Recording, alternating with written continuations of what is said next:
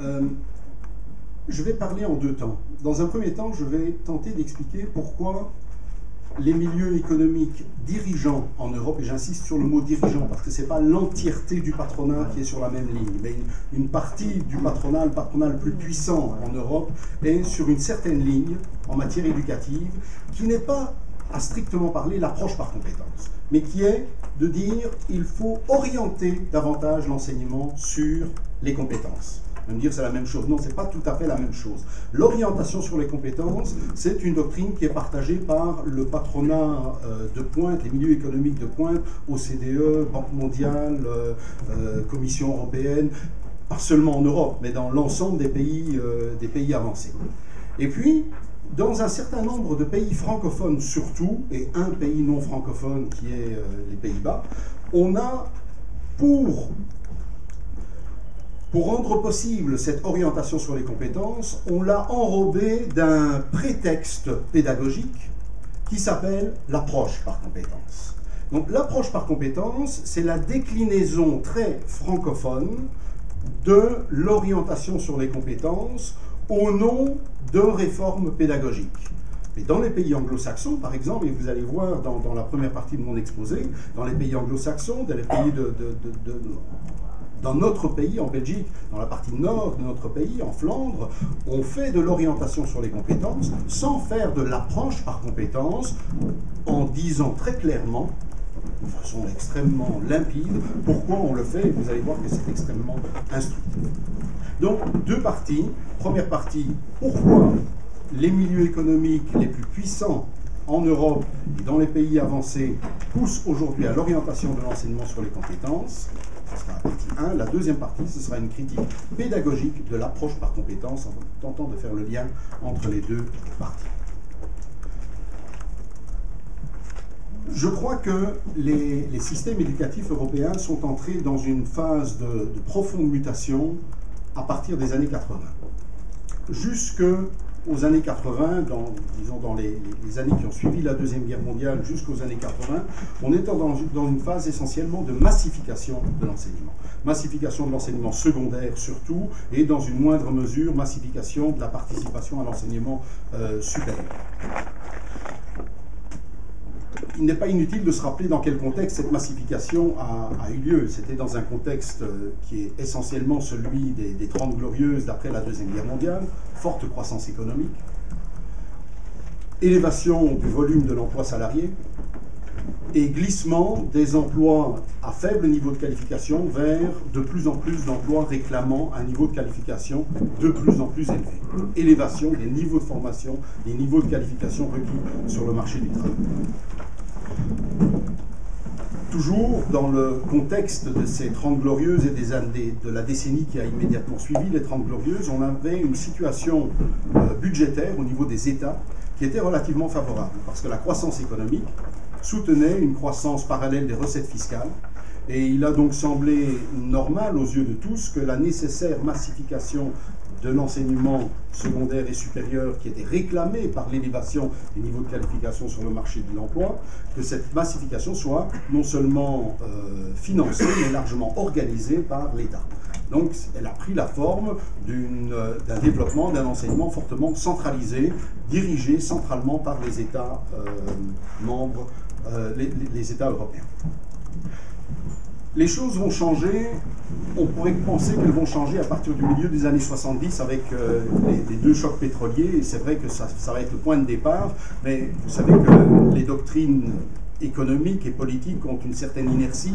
Il va falloir attendre la fin des années 80 pour qu'un nouveau discours sur les attentes des milieux économiques en matière d'éducation voit le jour.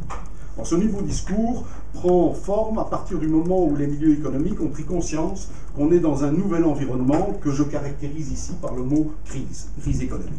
En fait, il ne s'agit pas d'une crise, il s'agit d'une succession récurrente de crises budgétaires, financières, industrielles, qui vont se suivre à un rythme de plus en plus rapide jusqu'à aujourd'hui, avec une ampleur et des répercussions de plus en plus mondiales.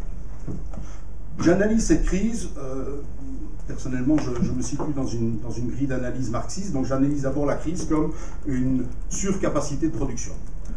Nous sommes aujourd'hui dans une situation où à peu près les capacités productives à l'échelle mondiale sont utilisées à raison de 70%.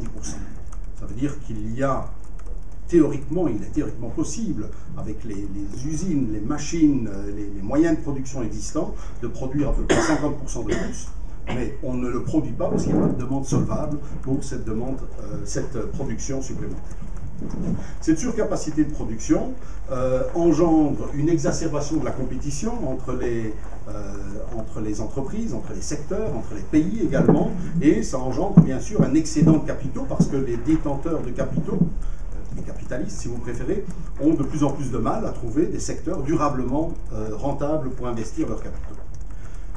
Ceci a la réponse à cette double tension, celle de la compétition exacerbée et celle de l'excédent de capitaux, résulte en une quête de la part des investisseurs individuels ou des patrons individuels, une quête de productivité croissante. Et pour augmenter leur productivité, l'arme idéale, l'arme qui est à leur portée, ce sont bien sûr les technologies, en particulier les technologies de l'information et de la communication, qui permettent d'augmenter la productivité, mais vous avez cette flèche qui descend de haut en bas, l'augmentation de la productivité, eh bien, elle vient de rechef augmenter la capacité, l'excédent de capacité productive, et donc on est dans une espèce de cercle vicieux qui est caractéristique des crises sous le capitalisme. Ces trois aspects de la crise, excédent de capitaux, capacité productive excédentaire et compétition exacerbée, ont tous trois des conséquences dans le champ de l'éducation. Deux de ces conséquences, je ne vais pas en parler. Ces trois conséquences, c'est ce que j'appelle les trois axes de la marchandisation de l'enseignement. Nous allons parler ici seulement d'un de ces axes, mais j'évoque tout de même brièvement les deux autres. L'excédent de capitaux a pour conséquence que les détenteurs de capitaux cherchent d'autres secteurs d'investissement. Ces autres secteurs d'investissement, on les trouvait, mais dans des secteurs qui jusque-là échappaient à l'investissement des capitaux privés, c'est-à-dire les services publics. Parmi les services publics, les 2500 milliards de dollars de dépenses mondiales annuelles d'éducation représentent évidemment aux yeux de ces investisseurs un Eldorado particulièrement attrayant, même s'ils sont assez intelligents pour comprendre que l'entièreté de l'éducation ne peut pas être privatisée. Ils pensent néanmoins qu'il y a des créneaux qui potentiellement pourraient être générateurs de profit, et depuis une vingtaine d'années, ils s'efforcent de les conquérir. Pensez à la privatisation croissante de l'enseignement supérieur, de la formation tout au long de la vie également, qui est très étroitement liée à votre secteur d'activité, celui de la formation professionnelle. Et puis pensez aussi à ce secteur en plein essor dans des pays comme la France, celui du soutien scolaire à domicile.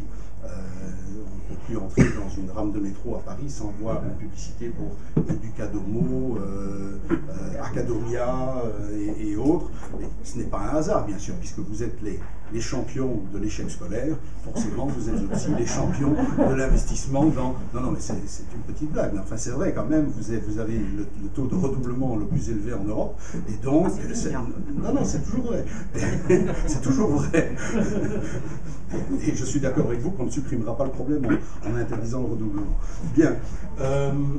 Deuxième axe de la marchandisation, l'excédent de capacité productive va conduire les milieux économiques à demander aux États de tout mettre en œuvre pour soutenir la capacité productive, les marchés, soutenir les marchés, et surtout les marchés émergents, les nouveaux marchés. Je pense bien sûr surtout au nouveau marché des technologies de l'information et de la communication.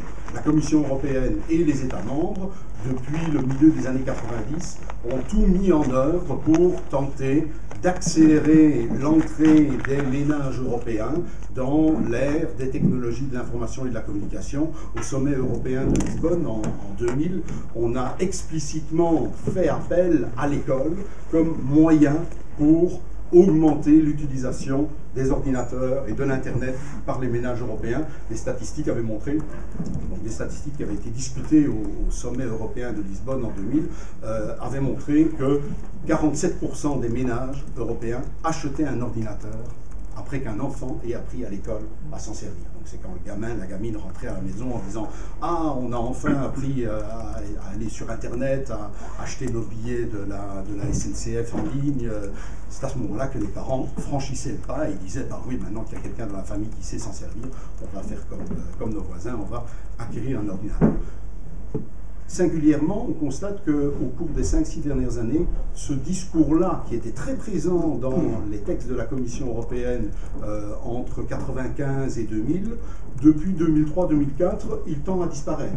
Pour une raison qui est très facile à comprendre, c'est qu'aujourd'hui, ce marché existe. Et on n'a plus vraiment besoin de l'école pour continuer de le stimuler. Ça ne veut pas dire qu'il n'y a plus de place à l'école dans la réflexion économique, de place à l'école pour les technologies de l'information et de la communication, mais elles ont changé de lieu, elles ne sont plus là comme vecteurs de croissance des marchés, elles sont là surtout comme partie intégrante des compétences auxquelles il faut préparer les futurs travailleurs. On y reviendra dans la troisième partie, et c'est le troisième axe de la marchandisation de l'enseignement. C'est évidemment que dans un environnement d'exacerbation de la compétition, les décideurs économiques disent à l'État, les dépenses que vous consentez dans l'enseignement, il faut veiller à ce qu'elles servent au maximum à soutenir notre compétitivité. Notre compétitivité, c'est celle des entreprises de cet arrondissement, ou de ce département, ou de ce pays, ou de ce continent, selon le niveau de pouvoir politique auquel on s'adresse, bien sûr. Cette idée de recentrer l'enseignement sur le capital humain, sur la production de capital humain, se trouve magnifiquement résumée dans cette phrase du sommet européen de Lisbonne, où on dit que l'objectif central de la réforme des systèmes éducatifs est d'aider l'Europe à devenir l'économie de la connaissance la plus compétitive, la plus dynamique du monde, capable d'une croissance économique durable. Lorsque on vous demande à quoi doit servir l'école, vous avez sans doute de nombreuses réponses très variées qui vont de l'émancipation individuelle en passant par l'émancipation collective jusqu'à la préparation des jeunes pour entrer sur le marché du travail. Mais la vision de la Commission européenne, c'est celle-là: aider l'Europe à devenir l'économie de la connaissance la plus compétitive. En d'autres mots, au sein de la Commission européenne, il y a une vision étroitement économiste de l'enseignement, qu'on retrouve en dépit des crises. Entre 2000, date de cette citation-ci, et 2012, il y a eu une crise économique et les promesses que l'école allait nous empêcher de replonger dans la crise ont été vaines. Cela n'empêche pas les responsables de l'OCDE de continuer de dire qu'il est, excusez-moi, je ne les ai pas toutes traduites, il est largement admis que l'investissement dans les compétences va jouer un rôle clé pour aider les pays à retrouver la croissance économique après la crise économique globale. Et lorsque mon compatriote Jean-Claude Juncker écrit au commissaire européen à l'éducation, Tibor Navracsics, excusez-moi la prononciation, pour lui dire ce qu'il attend de lui, avec une tape sur l'épaule et le tutoiement de circonstance, il lui dit: je voudrais que tu te concentres sur les objectifs suivants. Premièrement, contribuer à la création d'emplois, à la croissance et aux investissements pour les aspects liés à la modernisation des systèmes éducatifs. Deuxièmement, promouvoir la culture, bonne idée, non, comme catalyseur pour l'innovation en maximisant la contribution du secteur à la croissance et à la création d'emplois. Et troisièmement, renforcer le triangle de la connaissance entre l'éducation, le business et la recherche. Voilà la vision de l'éducation qui est aujourd'hui dominante au sein de la Commission européenne, au sein de l'OCDE et sans doute au sein des ministères de l'éducation de nos différents pays. Bon, de temps en temps, je vais sauter une citation parce que sinon ça va être trop long. Jusqu'à quelle heure 15h. 15h, ça va. Bon. Bien, revenons à notre schéma. Environnement économique, technologie, école. Il y a une grande zone blanche là-bas qui devrait se remplir et dans laquelle on va devoir parler de l'environnement social, du rôle de l'État et des évolutions sur le marché du travail, le marché de l'emploi, comme vous préférez. Enfin, les deux sont tellement étroitement liés que j'ai parfois du mal à choisir. Premièrement, exacerbation de la compétition signifie fermeture d'entreprise, délocalisation, diminution salariale, et donc chômage et appauvrissement. Mais chômage et appauvrissement signifient que la capacité de consommation des citoyens diminue et que donc on renforce de rechef l'excédent de capacité productive. La compétition économique a également pour conséquence de pousser les États dans une politique de défiscalisation compétitive. Qu'est-ce que ça signifie? Ça signifie que chaque État, sous la pression de son patronat, de ses investisseurs, va tenter de réduire la pression fiscale sur le capital, sur les hauts revenus, sur les bénéfices des entreprises, de façon à attirer au maximum le maximum d'investisseurs. Le problème, c'est que chaque État fait cela, mais l'État voisin fait la même chose, et chaque fois qu'un État a réduit de 1 point la charge fiscale sur les bénéfices, par exemple, il faut que l'État voisin prenne soit la même disposition, soit une disposition similaire, pour que son attractivité auprès des investisseurs reste compétitive. C'est ce qu'on appelle la défiscalisation compétitive, qui a pour conséquence, bien sûr, la diminution des recettes de l'État. Diminution des recettes de l'État qui est également encouragée ou alimentée par l'environnement de chômage, d'appauvrissement qui réduit l'assiette fiscale auprès des travailleurs. La diminution des recettes signifie diminution des capacités de dépenses de l'État et donc politique d'austérité qui, à leur tour, vont de nouveau alimenter le cycle chômage-appauvrissement. Qu'est-ce que l'école a à voir là-dedans? Vous l'aurez compris, politique d'austérité, l'école est un des secteurs qui est touché par cette politique d'austérité. Les dépenses publiques d'enseignement représentent aujourd'hui à peu près 5 à 6% du produit intérieur brut dans la plupart des pays industrialisés. Et donc on a une politique de définancement de l'enseignement, c'est-à-dire de réduction des dépenses publiques d'enseignement. Ça pourrait vous surprendre, vous, en France, parce que la France est un des pays, un des rares pays d'ailleurs, où les dépenses publiques d'enseignement n'ont pas diminué en euros. Mais si vous rapportez les dépenses publiques d'enseignement au nombre, aux effectifs d'étudiants, notamment dans l'enseignement supérieur, vous allez constater que les dépenses par élève et par étudiant ont bien diminué en France également. La seule raison pour laquelle en France on n'observe pas encore de diminution, alors que dans la plupart des autres pays on a observé une diminution, c'est que l'augmentation des dépenses publiques d'enseignement en France a été un peu plus tardive que dans la plupart des autres pays européens. En Belgique, par exemple, nous étions passés de 3% du PIB à 7% du PIB en 1980. Et nous sommes retombés de 7% à 6,1% aujourd'hui, c'est-à-dire à peu près au même niveau que la France. Ce définancement, il encourage la privatisation marchande. Pourquoi? Parce que lorsque les parents, les étudiants constatent que l'enseignement public, manquant de moyens, est en perte de qualité, eh bien ça ouvre évidemment, ça rend plus attrayant l'offre de l'enseignement privé. Et une deuxième conséquence de ce définancement, c'est que si les établissements scolaires disposent de moins de moyens, ça va les contraindre, espèrent les dirigeants, à se concentrer davantage encore sur ce qui doit être leur tâche essentielle, c'est-à-dire se recentrer sur le capital humain, se recentrer sur leur mission économique. Donc le définancement est une conséquence de l'environnement de crise, mais c'est aussi un moyen d'obliger l'école comme institution à se recentrer sur ses objectifs essentiels et à laisser tomber tout ce qui est inutile, c'est-à-dire l'émancipation, la culture générale et tous ces trucs obsolètes. Bien. Venons-en maintenant à l'analyse du marché de l'emploi, qui est essentiel parce que si on veut comprendre en quoi va consister le recentrage sur le capital humain et la place, entre autres, que va y occuper l'orientation sur les compétences, il va nous falloir nous intéresser un petit peu à comment évolue le marché du travail.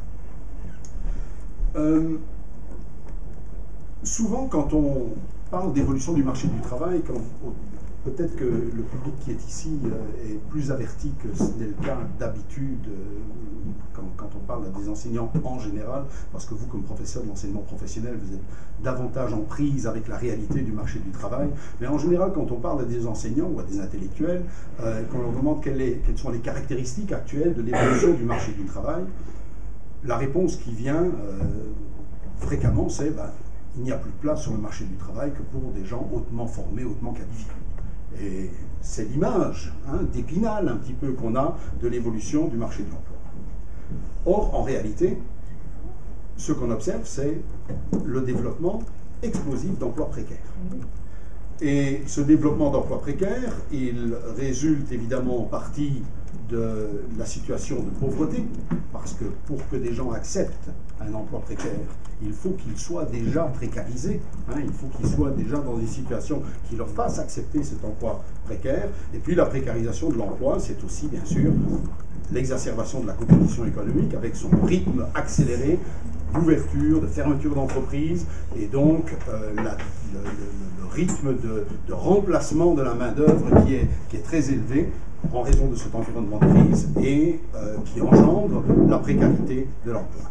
L'autre caractéristique majeure de l'évolution du marché de l'emploi, c'est son imprévisibilité. On est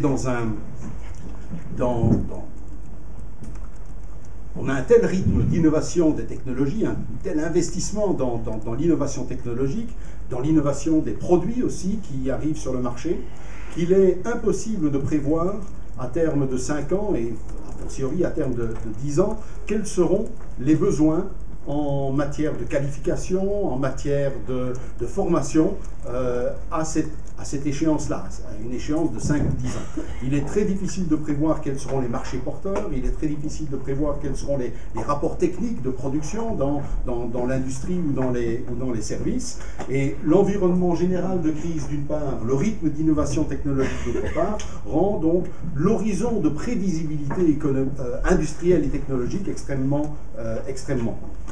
Ces deux caractéristiques, précarité de l'emploi et imprévisibilité, conduisent les employeurs à réclamer une caractéristique, une capacité des futurs travailleurs qui revient 5 ou 6 fois sur chaque page des documents de l'OCDE ou autres consacrés à l'évolution du marché du travail, et c'est la flexibilité, l'adaptabilité. La première chose qui est demandée aux travailleurs de demain, c'est d'être adaptable et flexible. Quand nos voisins du Nord, je dis nos voisins, mes voisins du Nord, c'est-à-dire ceux du Nord de la Belgique, se penchent sur l'évolution du marché du travail et ce que cette évolution implique pour l'enseignement, ils écrivent ceci. C'est un texte du VLOR, le Vlaamse Onderwijsraad, le Conseil supérieur flamand de l'éducation. Dans un marché du travail, et sur le marché du travail, dans le monde du travail et sur le marché du travail, on ne cherche en effet plus des travailleurs qui savent et peuvent beaucoup, mais des travailleurs qui sont et qui restent compétents. Pour ceux qui n'auraient pas compris ce que ce mot veut dire, c'est-à-dire capables et adaptables. C'est cette demande d'adaptabilité et de flexibilité qui est au cœur qui est la première demande des milieux économiques dirigeants aujourd'hui en termes de préparation des jeunes au marché du travail. Une deuxième question qu'on pourrait se poser, c'est qu'en est-il au niveau des niveaux de qualification, des niveaux de formation requis sur le marché du travail? Alors là, je voudrais vous montrer une première statistique qui émane du CEDEFOP. Le CEDEFOP, c'est le Centre européen de développement de la formation professionnelle, qui porte aujourd'hui très mal son nom. Le CEDEFOP, à l'origine, était un service d'études chargé d'étudier l'évolution et l'adéquation de l'enseignement professionnel, mais aujourd'hui le CEDEFOP est devenu le grand centre d'études européen sur l'adéquation générale de l'enseignement avec les besoins du marché de l'emploi. C'est-à-dire qu'il ne se concentre plus exclusivement sur l'enseignement professionnel. Il a une vision beaucoup plus large, il s'intéresse parfois à ce qu'on fait dans l'enseignement primaire, parfois à ce qu'on fait dans l'enseignement secondaire général, même si son nom est toujours CEDEFOP. Les chiffres qui sont là datent de 2010. Ils nous donnent l'évolution entre 2000 et 2010 du marché du travail européen divisé en 3 niveaux de qualification. Vous voyez qu'entre 2000 et 2010, les emplois faiblement qualifiés la part des travailleurs faiblement qualifiés est passée de 30,6 à 23,4%. Les chiffres qui suivent, entre 2010 et 2010, ce sont les prévisions du CEDEFOP établies en 2010. Donc le CEDEFOP prévoyait qu'on allait chuter à 16,4% de travailleurs faiblement qualifiés en 2020. Et je dois dire que ces prévisions, au stade où nous en sommes aujourd'hui, 2015, s'avèrent plus ou moins correctes. Donc sur ce plan-là, le CEDEFOP n'a pas fait de fausses prédictions. Regardons maintenant la partie supérieure. Ce sont les travailleurs à haut niveau de qualification. Les travailleurs à haut niveau de qualification sont passés de 22,3% du volume total de l'emploi à 29,8% en 2010, et les prédictions du CEDEFOP étaient que ça allait passer à 37% en 2020, et de nouveau, ces prédictions se sont avérées à peu près correctes pour, quand on regarde l'ensemble de l'évolution du marché du travail. Il y a juste une petite différence, c'est que comme on a eu une crise intermédiaire, le niveau global a chuté ici, mais les parts respectives collent bien avec ce qui était prévu. Ça, c'est l'image qu'on a généralement de l'évolution du marché du travail. Et voici, 2 pages plus loin, dans le même rapport, une autre statistique. Employment Trends by Occupations, tendance de l'évolution de l'emploi par type d'occupation, par type de job, par type d'emploi. Et cette fois, ce sont 4 courbes qui correspondent à hautement qualifié, moyennement qualifié, emploi moyennement qualifié manuel, emploi moyennement qualifié non manuel et emploi élémentaire. Les emplois élémentaires sont des emplois qui ne requièrent aucune qualification particulière. Et là, on est surpris parce que les 2 courbes qui montent le plus, ce sont les courbes emploi hautement qualifiés et les emplois élémentaires, qui toutes deux passent de l'indice 100 à l'indice 120 à peu près. On pourrait se dire, mais est-ce qu'il n'y a pas une contradiction entre ce graphique-ci et le précédent? Parce que dans le précédent, on voit les emplois faiblement qualifiés qui chutent, et ici, on voit les emplois faiblement qualifiés ou non qualifiés qui augmentent. Alors, où est la contradiction? Comment résoudre cette contradiction apparente? C'est que ce graphique-ci nous parlait de la structure du marché du travail en nombre de travailleurs sur le marché du travail. Ce graphique-ci nous parle de la structure des emplois, c'est-à-dire des types d'emplois. Et les 2 graphiques sont corrects. Le premier graphique nous dit qu'il y a de plus en plus de travailleurs qualifiés sur le marché du travail. Et le deuxième graphique nous dit qu'on a besoin de plus en plus de travailleurs très hautement qualifiés et de travailleurs très faiblement qualifiés. En d'autres mots, il y a 2 conséquences à en tirer. La première, c'est qu'il y a manifestement dans les emplois à faible niveau de qualification une surqualification des travailleurs.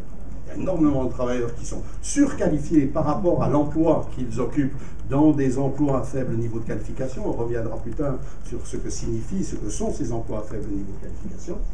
Surqualification des travailleurs. Et deuxième conséquence qu'on voit manifestement ici, c'est la polarisation du marché du travail. Forte demande des emplois à haut niveau de formation, forte demande d'emplois à très faible niveau de formation, et un creusement au centre, dans les emplois à niveau de qualification intermédiaire, surtout manuel. Ce graphique-ci montre aussi cette polarisation pour les États-Unis, mais je ne le discute pas parce que ça va nous prendre trop de temps. Ça non plus, on va pas le discuter. Et ça non plus, on va revenir à notre schéma. Donc, qu'est-ce qu'on vient de montrer? On vient de montrer qu'il y a une polarisation du marché du travail. Cette polarisation découle de la paupérisation de la population, parce que pour que les gens acceptent des emplois pour lesquels ils sont surqualifiés, il faut qu'ils soient au chômage, il faut qu'ils soient dans une situation où ils ne peuvent pas faire autrement que d'accepter ce type d'emploi. Et ça découle aussi des technologies de l'information et de la communication. Il y a des études très intéressantes qui ont été faites sur l'impact direct des technologies de l'information et de la communication sur la structure des emplois. Et ces études ont montré que les emplois qui peuvent le plus facilement être remplacés par des ordinateurs ou par des machines commandées par des ordinateurs, ce ne sont évidemment pas les emplois à très très haut niveau de formation qui sont les emplois de responsabilité, et ce ne sont pas non plus les emplois à très faible niveau de qualification. Il est difficile de remplacer un chauffeur de taxi par un ordinateur. Il est difficile de remplacer la personne qui va venir nettoyer ce local quand nous aurons fini de travailler par un ordinateur. Parce que cette personne, on ne lui demande pas seulement de nettoyer le local, on lui demande de ranger les chaises, on lui demande de trouver un GSM qui est vous dites téléphone portable, c'est ça? Un téléphone portable qui a été oublié sur un banc et de ramasser les papiers qui ont été oubliés. Elle doit savoir que les vieux papiers oubliés, elle peut les mettre à la corbeille et les téléphones oubliés, elle doit les remettre à l'accueil parce que ce n'est pas le même circuit de recyclage. Bien. Le robot, il y a des robots de nettoyage aujourd'hui. Hein. Certains d'entre vous ont peut-être une espèce de petit robot là qui nettoie le sol, mais ils sont encore loin d'avoir la capacité d'initiative que peut avoir un travailleur non qualifié dans ce genre de tâches dans le secteur des services. Et donc, on peut multiplier les exemples de ce type qui montrent que les emplois qui sont facilement remplacés par des ordinateurs ou des machines commandées par ordinateur, ce sont des emplois à niveau de formation, de qualification intermédiaire, qui font appel à des savoirs relativement complexes, mais qui peuvent assez facilement être codés traduits dans des procédures codées et écrites dans des langages de programmation modernes. Voilà. La question est maintenant, quel impact ceci va-t-il avoir sur l'école? Parce que c'est pour parler d'école que nous sommes ici. Le texte suivant va y répondre. Il nous dit que, et vous verrez à la fin d'où vient ce texte, mais vous le reconnaîtrez peut-être déjà avant qu'on arrive à la fin, ce texte nous dit que la part des emplois peu qualifiés, ou requérant seulement une qualification d'ordre comportemental ou relationnel, demeurera considérable dans l'avenir. Certains domaines d'activité, comme la vente, les services à la personne, devraient donner lieu à une création d'emplois importante, et dans les métiers d'employés et d'ouvriers peu qualifiés, la destruction des emplois sera plus que compensée par la nécessité de remplacer les départs massifs à la retraite. Donc ce que dit l'auteur de ce texte, et qui connaît bien les statistiques, il a bien vu que la société de la connaissance, ce n'est pas la société sans travailleurs non qualifiés, ou sans emploi non qualifiés, loin de là. Et donc, poursuit le même texte, la notion de réussite pour tous ne doit donc pas prêter à malentendu, de réussite scolaire pour tous. Elle ne veut certainement pas dire que l'école devrait se proposer de faire que tous les élèves atteignent les qualifications scolaires les plus élevées.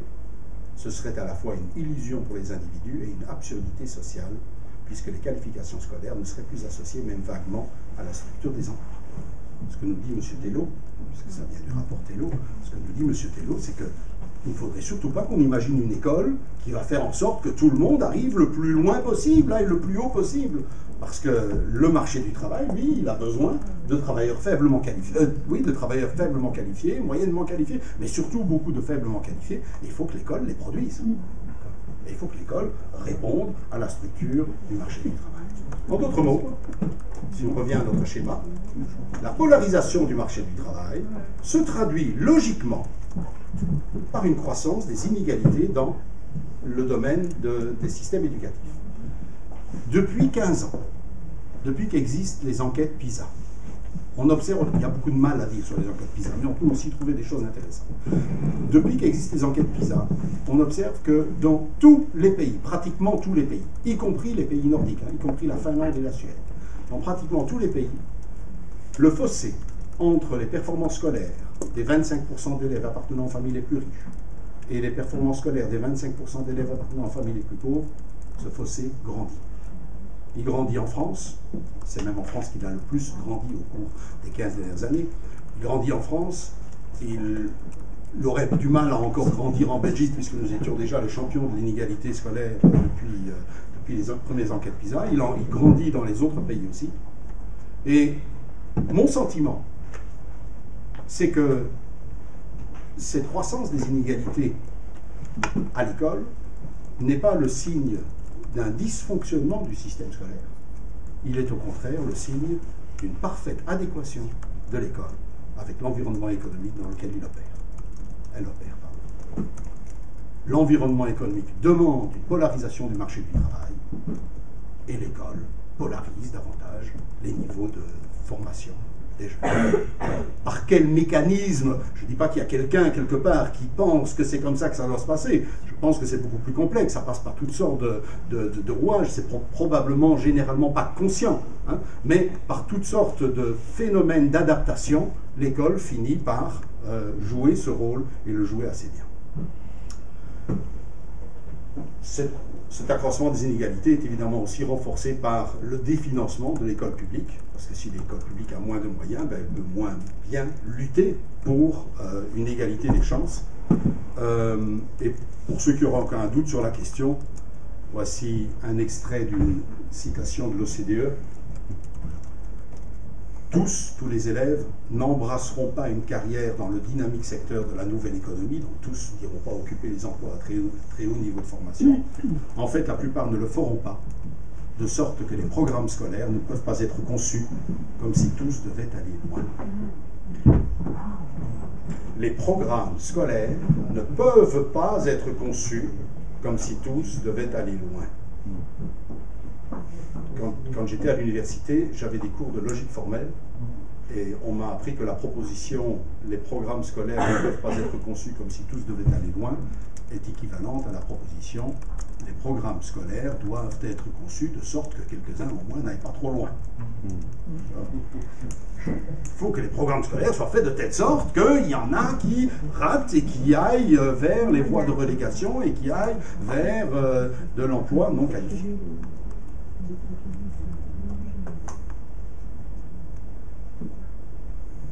Ça confirme ce qu'on a dit. Je vais m'intéresser maintenant un petit peu à la nature de ces emplois prétendument non qualifiés, parce qu'il est temps de mettre une nuance sur le non qualifié. Regardez ici la liste des instituteurs. Combien il y en a? Je ne sais plus, 28, je pense 26 emplois qui ont connu la plus forte croissance aux États-Unis entre 2000 et 2010. Pourquoi je prends des chiffres des États-Unis? Parce que l'avantage de la statistique ici, c'est que les emplois ont été classés en fonction du niveau de qualification requis. Tous les emplois qui sont... Moi, je suis un peu daltonien, donc pour moi, c'est du bleu clair. Bleu, ça. Oui. D'accord, c'est plus ou moins bleu clair. Tous les emplois qui sont en bleu clair sont des emplois qui, dans ce document qui vient du Monthly Labor Review, la revue publiée par le département fédéral américain de l'emploi, sont des emplois qualifiés de Short Term On-the-Job Training, formation de courte durée sur le tas. Restauration fast-food, vendeur au détail, caissier, employé général de bureau. Remarquez que le caissier, l'employé de bureau, il faut qu'ils aient sur leur bureau un ordinateur, un téléphone. Il faut donc qu'ils sachent répondre au téléphone et de préférence dire poliment veuillez patienter un instant, je vous passe monsieur Intel, mais peut-être aussi éventuellement dire wait a moment please, I will give you Mr. Intel. Il faut qu'ils, sur leur ordinateur, ils puissent encoder quelques chiffres dans un tableur qui a été bien soigneusement préparé pour eux. Hein. Pas un tableur qu'ils doivent programmer eux-mêmes, un tableur qui a été préparé pour eux. Il faut qu'ils puissent taper une note de service dans Word. Quand il s'agira d'un document officiel, on demandera à quelqu'un qui a une meilleure orthographe, mais eux peuvent taper une note de service, éventuellement même faire un petit carton d'invitation pour une fête entre collègues. Donc ils font le boulot que faisait jadis un téléphoniste, que faisait jadis une dactylo, que faisait jadis un sténo, un opérateur téléx, un graphiste, etc. Ils sont évidemment infiniment moins compétents dans chacune de ces tâches que ne l'étaient ces travailleurs spécialisés, mais on y gagne énormément en flexibilité. On n'a pas besoin d'embaucher quelqu'un dont les compétences ne seront pas utilisées 8 heures sur 8 et 5 jours sur 5, hein, mais on a quelqu'un qui a des compétences de plus bas niveau, mais qui sont beaucoup plus variées, extrêmement flexibles, extrêmement adaptables. L'agent de sécurité, je vous rappelle, c'est le chiffre américain, donc je suppose qu'aux États-Unis, la compétence savoir se servir d'un revolver est également acquise en moins de 48 heures. Serveurs, serveuses, aides-soignants, personnel de nettoyage, d'entretien, assistants d'enseignement, ce sont peut-être ceux qui surveillent à l'entrée des écoles qu'on n'entre pas avec son fusil, aides-soignants à domicile, manœuvres, travailleurs d'entreprise déjà. Les food counters, vous savez ce que c'est? Non. Littéralement. Ceux qui comptent la nourriture. Eh bien, c'est quoi ceux qui comptent la nourriture? Ce sont les remplisseurs de distributeurs automatiques de canettes de coca, de pizza, de sandwichs avec des dates de péremption à 5 ans et des trucs comme ça. Ne rigolez pas avec des sandwichs avec des dates de péremption à 5 ans, ça existe vraiment. Ça existe vraiment, c'est un brevet de l'armée américaine, un brevet qui a été mis au point, c'est authentique ça, un brevet qui a été mis au point par l'armée américaine pour des sandwichs emballés sous vide, avec du poulet ou je sais pas quoi, emballés sous vide, et qui a été vendu à une société privée qui s'en sert dans des distributeurs. C'est pas idiot. Pensez au travail, et ça ne nous éloigne pas tellement du sujet. Pensez au travail de celui qui remplit ce distributeur de sandwich. Avant, qu'est-ce qu'il faisait? Il ouvrait la porte, prenait la rangée des sandwichs au poulet, il retirait tous les sandwichs qui restaient, il les compte, il en reste 4, il sait qu'il y a place pour 12, il doit faire 12 moins 4, 8. Je prends dans ma boîte 8 sandwichs, je les mets au fond, je reprends les 4, je ne sais plus où ils sont, là par terre, je les reprends et je les remets devant, et je referme ma porte. Avec les nouveaux sandwichs emballés sous vide, je ne me soucie pas des sandwichs qui sont au fond, puisqu'ils ont une date de péremption à 5 ans. Je prends des nouveaux sandwichs, je remplis l'avant, et ça serait bien le diable si en 5 ans on n'aura pas une fois vidé la C'est authentique, hein, c'est sérieux. Optimisation du cycle de production. On n'a même pas besoin de quelqu'un qui sache faire 12 moyens. Réceptionniste, conducteur de camionnette, emballeur.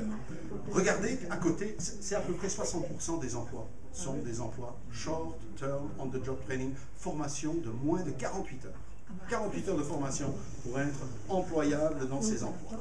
À côté de ça, vous avez quelques emplois. Alors là, les couleurs sont désespérément indéfinissables quand je les vois en grand. Moi, sur mon écran, c'était du brun. Pour moi, c'était du brun, mais là, la daltonie frappe très fort. Analyste informaticien, ingénieur système, enseignant du post-secondaire, donc du supérieur, informaticien, développeur, tout ça, c'est manager cadre. C'est des emplois à très haut niveau de formation. Bac plus 5, Bac plus 6, Bac plus 7, etc. Et alors, entre les deux, vous en avez deux avec une astérisque, les camionneurs et les accueils clients. Ça, c'est pas 48 heures, mais 2 mois de formation. C'est des emplois à faible niveau de qualification avec une formation en 2 mois, parce qu'il faut un permis de conduire poids lourd. Hein. Et puis, vous avez les 3 emplois, 3 sur 28, qui sont des emplois à niveau de qualification intermédiaire. Instituteur, service informatique et infirmier. Voilà la polarisation du marché. Non, je sais pas. Polarisation du marché du travail. Ça, c'est la polarisation du marché du travail. Mais ce n'est pas seulement la polarisation.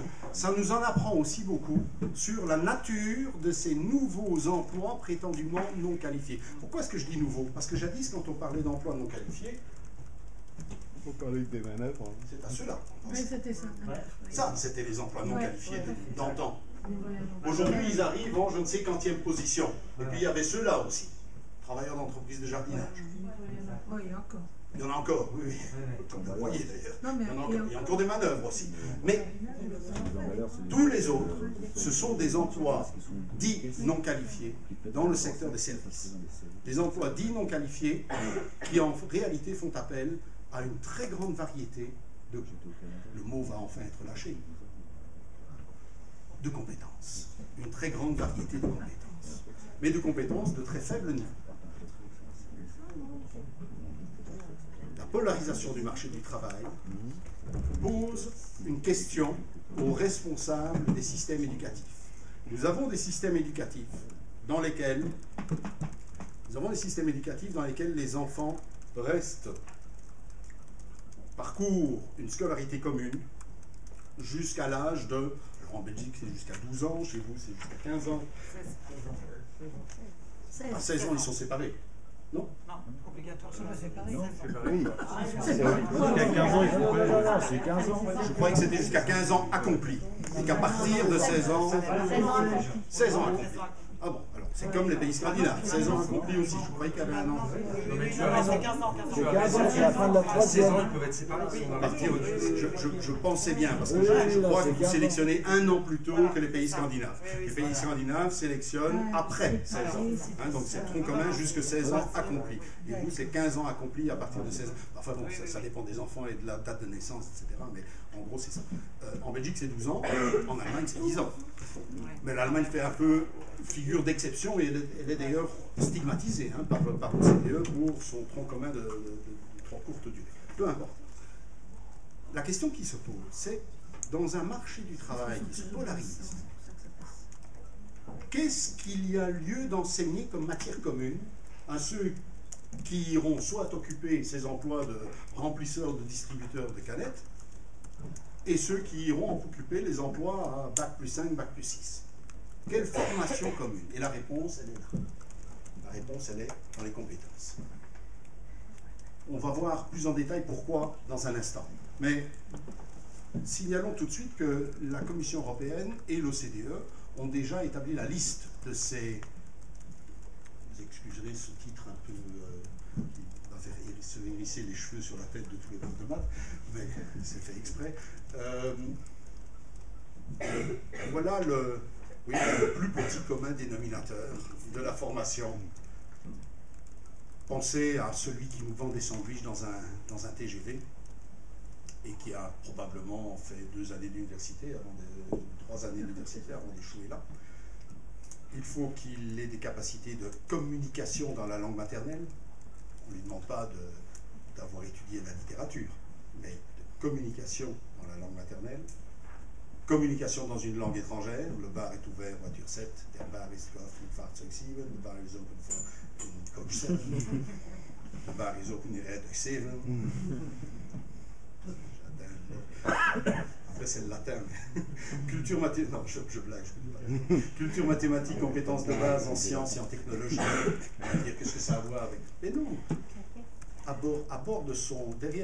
jetez un coup d'œil derrière le bar du TGV, il y a 6 appareils de chauffe différents. Four mixte, four micro-ondes, grille-pain, etc. Il faut que, ça c'est pas le plus important, mais jetez un coup d'œil encore un peu plus loin derrière, sur le panneau, il y a une porte derrière laquelle se trouvent les fusibles, et sur cette porte, il y a un long mode d'emploi sur comment reconnecter les fusibles après une panne de courant. Et donc, il ne faut pas se tromper, il faut être capable de lire le mode d'emploi, de l'interpréter correctement et de ne pas se tromper dans l'ordre dans lequel on remet les fusibles en route. Culture numérique. Quand le message s'affiche, glisser l'icône dans la corbeille, il ne faut pas prendre le portrait du président et le mettre dans la poubelle, il faut comprendre ce que signifie glisser l'icône dans la corbeille. Apprendre à apprendre. Il ne faut pas que le remplisseur de distributeur de canettes de coca dise à son patron, quand on lui a installé un nouveau système de positionnement GPS, oh là là, il me faut des semaines de formation pour pouvoir me servir de ça. Il faut qu'en quelques clics, il comprenne par lui-même comment ça marche et comment optimiser son circuit de distribution. Esprit d'entreprise et sensibilité culturelle, parce qu'il faut pouvoir faire la conversation aussi bien avec les voyageurs de première qu'avec ceux de seconde. Cet ensemble de compétences devient le cœur de ce dont doit s'occuper l'école et de ce dont doivent s'occuper les enseignants. Voilà, ce qu'on vous demande de faire, c'est ceci, ces compétences de base.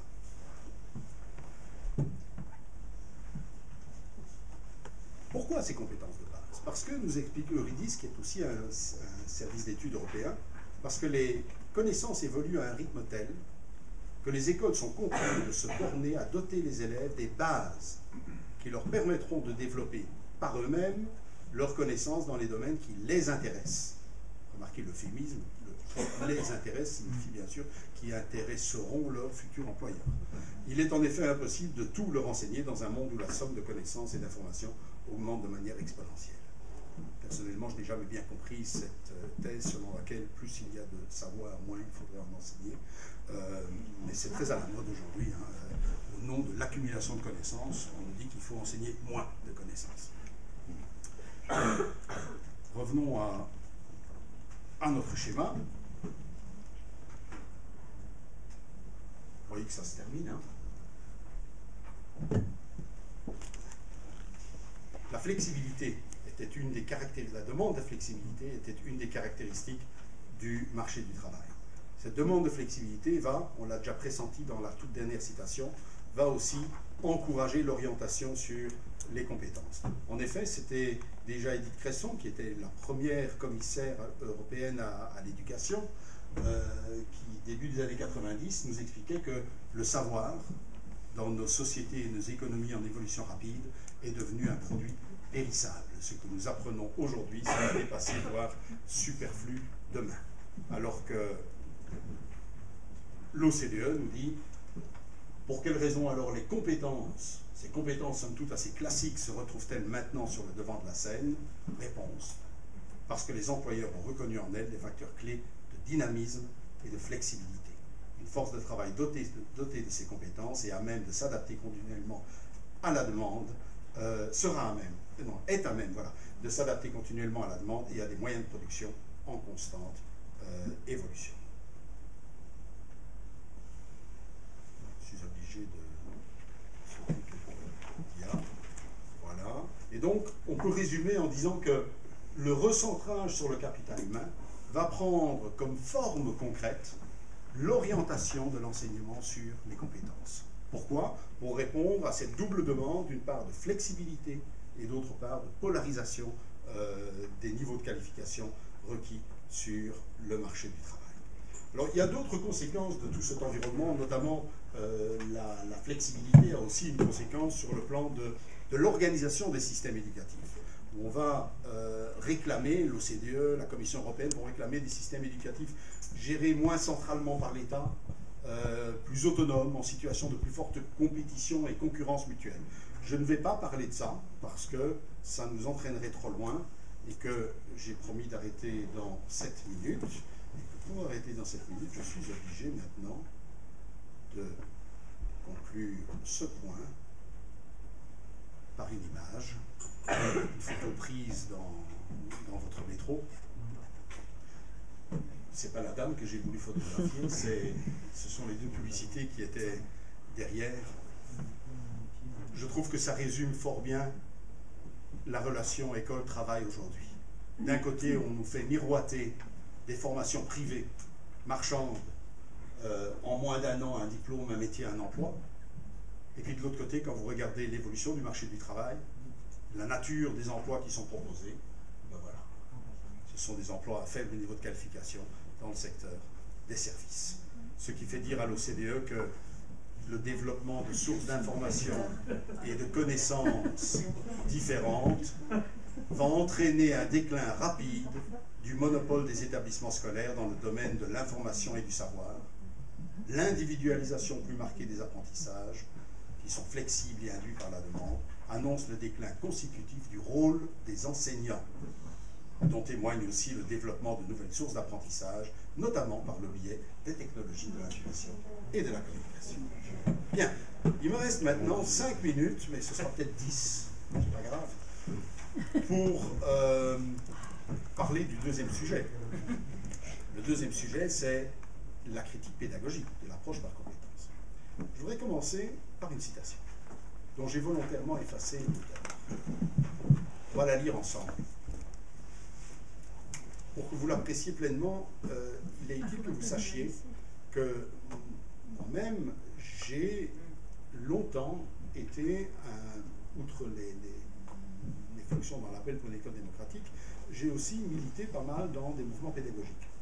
Et je suis un fervent partisan des pédagogies constructivistes, pédagogie de type Freinet, Montessori, de Crowley, etc. Et que j'essaye d'ailleurs de pratiquer ce type de didactique plutôt que de pédagogie d'ailleurs dans mes cours. Construire les savoirs. Et lorsque, il y a 15 ans maintenant, quand j'étais encore enseignant, parce que je suis à la retraite maintenant, mais quand j'étais encore enseignant, il y a 15 ans, et qu'on nous a introduit l'approche par compétence en Belgique, j'ai été parmi ceux qui, pendant, je ne vais pas exagérer et faire de la fausse modestie, mais enfin pendant quelques heures quand même, j'y ai cru. Parce que les premiers textes que j'ai lus m'ont fait tomber dans le piège. Et ce genre de piège, c'est pas ce texte-là que j'ai lu, mais voici un de piège comme ça. Vous allez lire ce texte, et s'il y a parmi vous des gens qui militent ou qui ont milité dans des mouvements Freinet, des mouvements pédagogiques, vous allez vous dire, ouais, je suis plutôt d'accord avec ce qui est écrit là. Les systèmes d'éducation traditionnels dans lesquels l'enseignant est la seule source de savoir sont mal adaptés. Certaines compétences ne peuvent être acquises dans un environnement d'apprentissage où les enseignants dictent des faits que les apprenants tâchent seulement de mémoriser dans le seul but d'être capables de les restituer. Il faut que l'on adopte un nouveau modèle pédagogique. Les professeurs et les formateurs doivent devenir des facilitateurs d'apprentissage plutôt que des transmetteurs de savoir. Il faut accorder davantage d'importance à apprendre en faisant, travailler en équipe et penser créativement. Y a-t-il quelqu'un qui peut être franchement en opposition par rapport à ce qui est écrit là-bas? J'ai un petit peu falsifié la citation pour qu'on n'en identifie pas trop vite l'auteur, mais vous allez voir qui est l'auteur dans un moment. Bien. Gardez ça en tête, on y reviendra à la fin. Que nous dit l'approche par compétence? Que nous disent les théoriciens de l'approche par compétence? Ils nous disent que les savoirs tombent du ciel à l'école. Et ils nous disent aussi que les savoirs sont coupés de la pratique. Qu'est-ce qu'une compétence? Alors, le mot de compétence a des tas d'acceptions différentes. Dans son acception classique, dans l'enseignement, notamment le vôtre, dans l'enseignement professionnel ou dans la formation professionnelle, jadis, la compétence était simplement un ensemble de savoirs. La compétence était un ensemble d'attitudes, de savoir-faire, de connaissances, on pourrait y ajouter de l'expérience, qui permet, lorsqu'ils sont correctement mobilisés, tous ces savoirs, de résoudre des problèmes, de mener à bien des tâches, des projets, dans une catégorie de tâches données. Ça, c'est la définition traditionnelle de la compétence.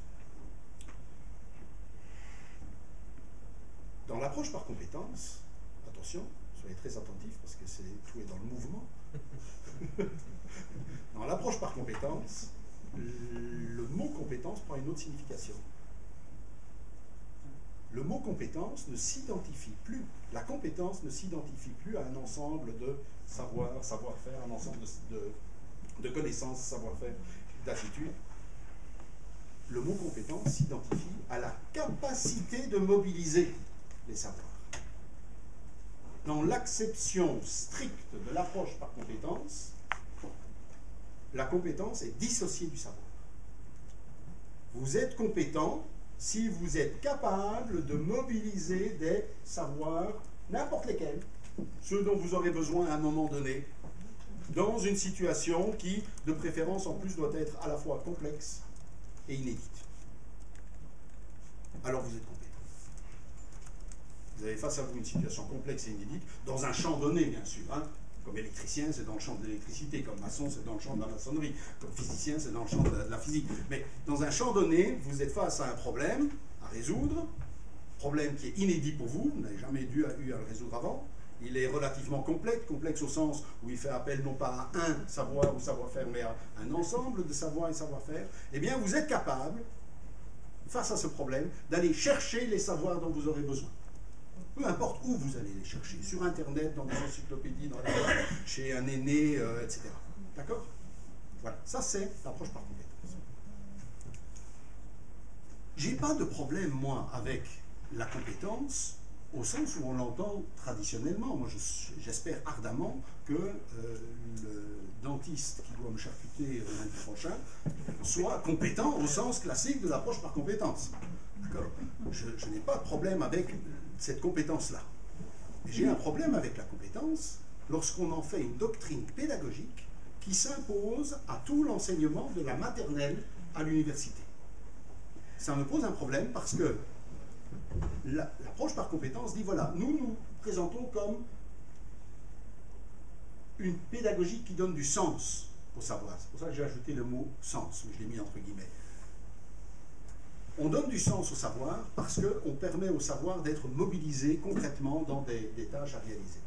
Et ce qui me gêne, c'est que la relation entre savoir, entre théorie et pratique, est ramenée à une seule flèche, qui est celle de l'utilité du savoir en pratique. Alors que la relation théorie-pratique est beaucoup plus complexe que ça.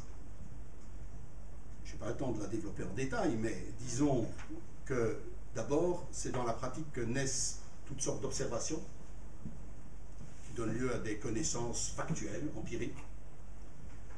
C'est dans la pratique que naissent des questionnements théoriques qui donnent sens aux futurs concepts, aux futures notions que l'on va développer et construire. Il y a un processus ensuite de construction de savoir à partir de connaissances factuelles, empiriques. On construit des savoirs théoriques par un processus de conceptualisation, d'induction, de déduction, de généralisation, etc. Il y a toutes sortes de processus théoriques. Ensuite, c'est pas fini, il y a une validation aussi. C'est-à-dire que le savoir théorique, il doit trouver sa validation dans la pratique, il doit être validé par des expériences, par une pratique de production ou autre. Et cette validation, parfois, échoue. Parfois, on rencontre des problèmes dans la pratique. Ça veut dire que la théorie ne colle pas à la pratique. Et donc, il faut revenir à la théorie. Il y a contradiction entre la pratique. Tout ça donne aussi du sens au savoir. Et pour moi, réduire la relation entre théorie et pratique, entre savoir et pratique, uniquement à son côté, à cette première flèche qui est finalement le côté instrumental du savoir. Le savoir comme outil pour faire quelque chose. Ça appauvrit terriblement le savoir dans le domaine scolaire. Parce qu'à l'école, ce qu'il s'agit de faire, c'est de faire en sorte que les savoirs soient intelligemment construits, qu'ils prennent sens pour celui qui les acquiert. Et c'est pourquoi je pense que une des grandes mystifications des 10 dernières années ou des 15 dernières années, c'est lorsque l'approche par compétence se présente à nous comme héritière du constructivisme pédagogique. Pourquoi c'est une mystification, c'est une usurpation?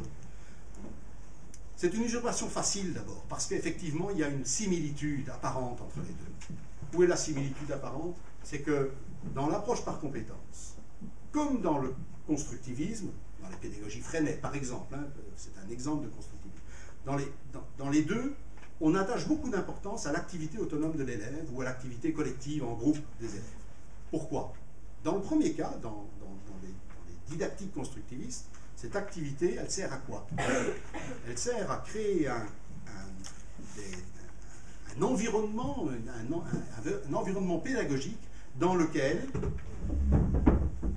des observations vont donner lieu à des connaissances empiriques, des questionnements vont donner lieu à des concepts nouveaux qu'on va devoir définir et pour lesquels on va devoir trouver des liens. On va avoir un processus de construction de savoir pour répondre aux questionnements. On va avoir un processus de validation et éventuellement de conflit entre la validation et la théorie. Et donc on va devoir revenir sur la théorie qui ne marche pas et en trouver une autre qui fonctionne mieux. C'est ça un processus de construction des savoirs. En d'autres mots, dans une pédagogie Freinet, l'activité de l'élève, elle sert à quoi? Elle sert à construire du savoir. Et ce n'est pas l'activité qui est importante, c'est le savoir qui en résulte, qui est l'objectif ultime. Dans l'approche par compétence, l'activité de l'élève et la résolution de la tâche sont l'objectif de la démarche. Et le savoir n'est plus qu'un instrument que l'on va accessoirement mobiliser pour résoudre cette tâche.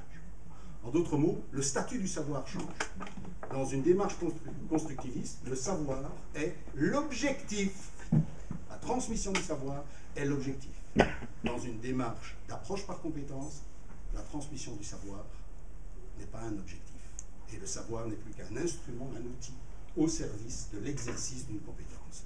Pour le dire de façon très brève, d'un côté, vous avez une pédagogie émancipatrice qui construit de l'intelligence. C'est le système automatique qui fait qu'il est temps que j'arrête. Et de l'autre côté, vous avez une pédagogie utilitariste, productiviste, qui sert essentiellement à faire en sorte que, peu importe quels sont les savoirs dont on aura besoin, du moment qu'on sache rapidement les mobiliser essentiellement. Voilà, je vais terminer sur... Avant pour beaucoup de choses à vous montrer, mais c'est pas grave, on y reviendra peut-être dans la discussion. Je vais quand même vous donner la citation au départ, là. Vous vous rappelez la citation de départ? Ouais. La voici en complet. Elle est plus longue du coup. Ça, c'est la première partie, la deuxième partie. Les systèmes d'éducation traditionnels dans lesquels l'enseignant est la seule source de savoir sont mal adaptés pour préparer les gens à travailler dans une économie de la connaissance. Certaines des compétences qui exigent une telle société, comme le travail en équipe, la résolution de problèmes, la motivation d'apprendre tout au long de la vie, ne peuvent être acquises dans un environnement d'apprentissage où les enseignants dictent des faits que les apprenants tâchent de mémoriser dans le seul but d'être capables de les restituer. Équiper les gens avec les outils dont ils auront besoin pour fonctionner dans l'économie de la connaissance exige que l'on adopte un nouveau modèle pédagogique. Les professeurs et les formateurs doivent devenir des facilitateurs d'apprentissage plutôt que des transmetteurs de savoir. Il faut accorder davantage d'importance à apprendre en faisant, travailler en équipe et penser créativement. Et c'est signé Banque mondiale. Où est le piège? Le piège est dans l'utilisation des mots. Quand la Banque mondiale nous dit les professeurs doivent devenir des facilitateurs d'apprentissage plutôt que des transmetteurs de savoir, et quand dans un texte des CMEA ou du mouvement Freinet, de l'ICEM ou autre, vous lirez peut-être aussi la même phrase, les professeurs doivent devenir des facilitateurs d'apprentissage plutôt que des transmetteurs de savoir, où est la différence entre les deux thèses? Et c'est que dans la thèse d'un pédagogue de l'école moderne, d'un pédagogue constructiviste, ceci signifie que le professeur ne doit pas transmettre le savoir par une méthode transmissive. C'est-à-dire, la phrase porte sur les méthodes, les didactiques. La didactique ne doit pas être transmise. Il ne faut pas arriver avec un savoir tout fait qu'on donne à l'élève et qui n'a qu'à apprendre par cœur. Dans la pédagogie de l'approche par compétence, ce n'est pas la méthode qui est visée, c'est le contenu qui est visé.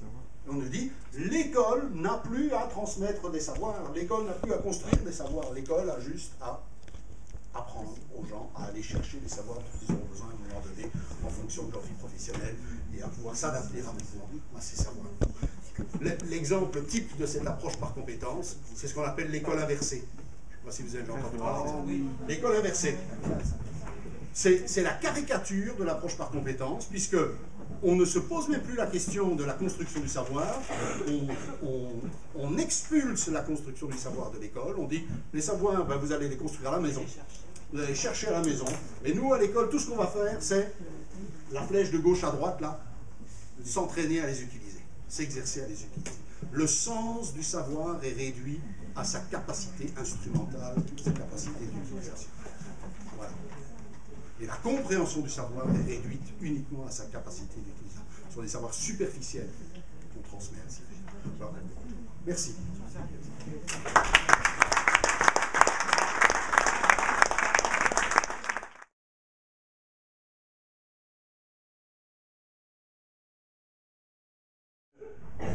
Il y a une dimension qui a été plus ou moins évoquée par quelques-uns d'entre vous, mais que je n'ai pas, moi, pris le temps d'aborder, mais qui est très importante, c'est le lien entre l'approche par compétences, et d'ailleurs pas seulement l'approche, l'orientation sur les compétences, et l'évaluation.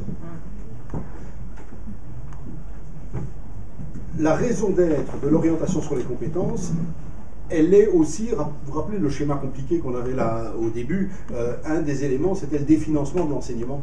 Et il y a aussi une flèche qui allait, mais je ne pense pas que j'ai eu le temps de l'expliquer, qui va du définancement vers les compétences. Pourquoi? Parce que dans un système éducatif en déficit de moyens financiers, il faut mettre en œuvre des procédures pour contrôler en permanence la bonne utilisation des maigres ressources disponibles. Et contrôler la bonne utilisation des maigres ressources disponibles, ça veut dire placer tous les échelons du système éducatif en permanence en situation de stress d'évaluation. L'approche par compétence a ceci de propre comme doctrine pédagogique que, en ne s'intéressant qu'à la capacité d'utiliser le savoir, on ne s'intéresse aussi qu'à ce qui est évaluable. La compréhension du savoir est quelque chose qui est difficile à évaluer. Tous les profs le savent. Hein. Évaluer comment l'élève a compris l'histoire, évaluer comment l'élève a compris le concept de champ électrique, ce sont des choses difficiles à évaluer et qui ne se prêtent pas facilement. Oui, dans un entretien oral avec quelqu'un, on peut voir s'il arrive à le réexpliquer, si quand on met un petit piège dans son explication, il arrive à retomber sur ses pattes, etc. Mais évaluer de façon rapide, standardisée les élèves se fait beaucoup plus facilement dans une optique de compétence, parce que là, on a une tâche à résoudre, et si on résout la tâche, eh bien, on est compétent. Et si on n'arrive pas à mener à bien la tâche, eh bien, on n'est pas compétent. Soit dit entre parenthèses, c'est là aussi une grande différence avec, avec les pédagogies constructivistes. Dans une pédagogie constructiviste, pédagogie Freinet, l'élève est mis face à un problème, face à une tâche. S'il ne mène pas à bien la tâche, s'il échoue, en soi, c'est pas très grave. Ce qui importe, il aura appris à travers son échec. Dans l'approche par compétence, si vous échouez, ben vous n'êtes pas compétent. Donc le rapport à l'erreur est complètement changé. L'erreur qui en pédagogie constructiviste peut être un instrument pour progresser, en approche par compétence, l'erreur devient un constat d'échec, un constat de non-compétence. C'est un peu caricatural ce que je dis, mais en gros ça revient quand même à ça. Et alors puisque j'ai la parole, il y a encore quelque chose que je voulais vous montrer. Quand on a introduit l'approche par compétence, et certains de ceux qui défendent aujourd'hui l'approche par compétence nous disent « Oui, mais enfin, il est quand même temps qu'on innove nos pratiques pédagogiques, qu'on sort de ces pratiques poussiéreuses qu'on avait dans le temps, de cours ex cathedra, etc. » Et en soi, ce n'est pas une mauvaise idée de sortir du poussiéreux et de sortir de la pédagogie frontale, etc. Moi, je suis pour ça, de sortir de là. Mais alors, quand j'ai découvert les premiers programmes basés sur les compétences, regardez ce que j'ai trouvé. On me disait que je devais commencer chaque cours par des tâches ou des activités proposées aux élèves. Tâches ou activités qui seront présentées de la façon suivante. Dans un pavé titre, le professeur mentionnera le titre de la tâche, la discipline, le thème, la macro-compétence et la famille de tâches. Ensuite, il énoncera les visées de la tâche, c'est-à-dire les objets d'apprentissage, savoir et savoir-faire, le questionnement auquel la résolution de la tâche permettra de répondre. La situation proposée à l'élève devra se décomposer en 4 volets, pas 3, pas 5, 4. Le contexte, la production attendue, les contraintes et les consignes. Si par accident, un enseignant était capable de comprendre ceci, moi j'ai pas compris, moi je ne comprends pas ça. Mais imaginez, si les professeurs étaient capables de comprendre cela, imaginez l'incommensurable ennui des élèves qui, cours après cours, heure après heure, jour après jour, se retrouveront devant les mêmes pavés titres, les mêmes... les mêmes fiches de travail. 4 volets, etc. C'est une incroyable taylorisation du travail de l'enseignant. C'est une espèce de formatage du travail enseignant. Là où les pédagogies nouvelles voulait que Sans Fleur s'épanouisse et que chaque prof devienne un prof chercheur didacticien, chercheur pédagogue, qui sur chaque problème qu'il rencontre avec ses élèves va trouver le bon chemin pour arriver à. Ici, on vous demande exactement le contraire. On vous demande de vous enfermer dans un moule, dans une procédure standardisée et de ne surtout pas en sortir. Je veux dire, s'il fallait une preuve de la totale opposition qu'il y a entre les pédagogies nouvelles, qui ne s'appellent pas nouvelles à la date du début du XXe siècle, mais bon, entre les pédagogies constructivistes et l'approche par compétence, ce genre de truc-là qui apparemment n'est pas neuf pour vous, vous avez rencontré des choses comme ça aussi dans votre vie, je pense, rencontre du troisième type. Donc, omniprésence, donc ce sont les dommages collatéraux de l'approche par compétence. Dommage essentiel, c'est le savoir au deuxième plan. Les dommages collatéraux, c'est omniprésence de l'évaluation. L'élève en permanence en situation d'évaluation, le prof en permanence en situation d'évaluation, l'école en permanence en situation omniprésence de l'évaluation, le rapport à l'erreur, un rapport négatif à l'erreur, l'échec, enfin, le fait de ne pas accomplir la tâche est un échec et pas un tremplin vers autre chose. Et les pratiques taylorisées, figées. Et c'est même pas ces 3 trucs-là les plus importants. C'est pour ça que je les ai secondés. Le plus important pour moi, c'est vraiment que le savoir, il est...